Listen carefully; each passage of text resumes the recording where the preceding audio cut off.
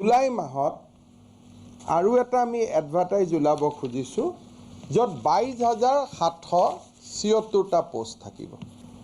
পুলিচত আৰু 2,000 পোষ্ট ওলাব। জয় হিন্দ জয় ভাৰত স্বাগতম জনাইছোঁ অন্য নতুন ভিডিঅ'লৈ। তো বন্ধুসকল নতুন নিযুক্তিৰ বিষয়ে CM ছাৰে কি কৈছে, তো মুখ্যমন্ত্ৰী ছাৰে আজি নিউজৰ আগত বহুতে এটা ডাঙৰ ঘোষণা কৰি দিছে। তো সকলোৰে বাবে ভাল খবৰ, যিসকলে অসম চৰকাৰৰ বা আপোনালোকে চৰকাৰী চাকৰি কৰিম বুলি ভাবি আছে বা আপোনালোকৰ এটা সপোন আছে যে চৰকাৰী গভৰ্ণমেণ্ট জব এটা কৰাৰ, তো আপোনালোকৰ কাৰণে বহুতে এটা ভাল খবৰ আহিছে। প্ৰায় 22,000 পদত আপোনালোকৰ CM ছাৰে কি বুলি আপোনালোকক কৈছে, তো সকলোখিনি ডিটেইলছ আপোনালোকক দিম। তো ভিডিঅ'টো আপোনালোকে অকণো স্কিপ নকৰি শেষলৈকে চাব, তেতিয়াহে সকলোখিনি বিশেষ জানিবলৈ সক্ষম হ'ব। আৰু ভিডিঅ'টো ষ্টাৰ্ট কৰাৰ আগতে আপোনালোকক এটা কথা কৈ লওঁ, যদিহে মোৰ চেনেল আপোনালোকে প্ৰথমবাৰৰ বাবে ভিজিট কৰিছে তেনেহ'লে প্লিজ চেনেলটো ছাবস্ক্ৰাইব কৰি ল'ব আৰু কাষতে থকা বেল আইকনটো প্ৰেছ কৰিব, যাতে এনেধৰণৰ জবছৰ আপডেটসমূহ আপোনালোকে সদায় পাই থাকে। এই মাহত আৰু এটা আমি এডভাৰটাইজ ওলাব খুজিছোঁ য'ত 22,776টা পোষ্ট থাকিব। সেই গোটেইবিলাক কাভাৰ কৰি আমি 22,765টা পদৰ এডিশ্যনেল আমি এডভাৰটাইজমেণ্ট উলিয়াবৰ কাৰণে সিদ্ধান্ত গ্ৰহণ কৰিছোঁ। তাৰ বিভাগ কেইটা হ'ব, অসম ৰাজ্যিক বিদ্যুৎ পৰিষদৰ 3টা কোম্পানীত 2,500 পোষ্ট, যিটো নতুন বিজ্ঞাপন ওলাব জুলাই মাহৰ শেষ সপ্তাহত। কৃষি বিভাগত যিটো আমাৰ এটা পোষ্ট আছে সেৱক বুলি যিটো কোৱা হয়। পুলিচত আৰু 2,000 পোষ্ট ওলাব। স্বাস্থ্য বিভাগত আৰু 600 পোষ্ট ওলাব। গ্ৰেড 3 অসম চৰকাৰৰ বিভিন্ন বিভাগত ওলাব 2,519টা।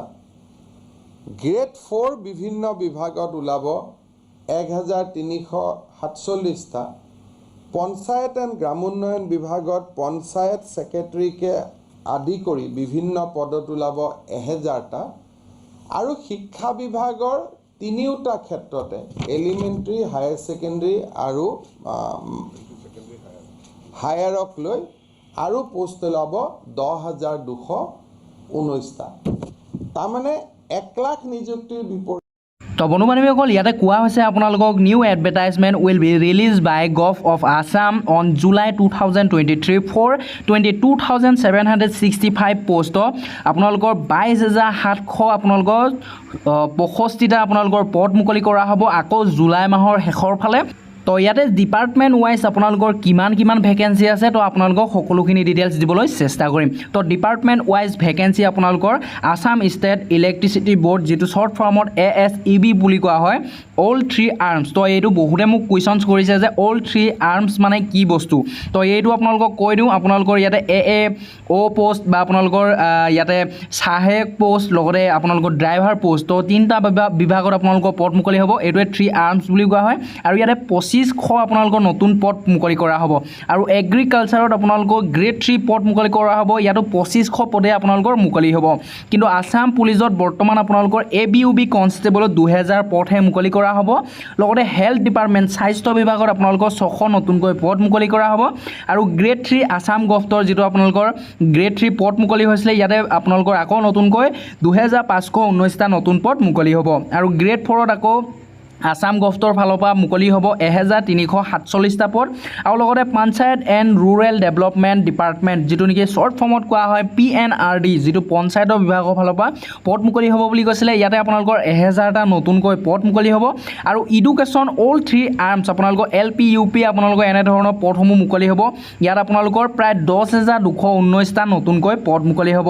তো বন্ধুবান্ধৱীসকল, new advertisement will be release by gov of Assam on July 2023 for 22,765 post.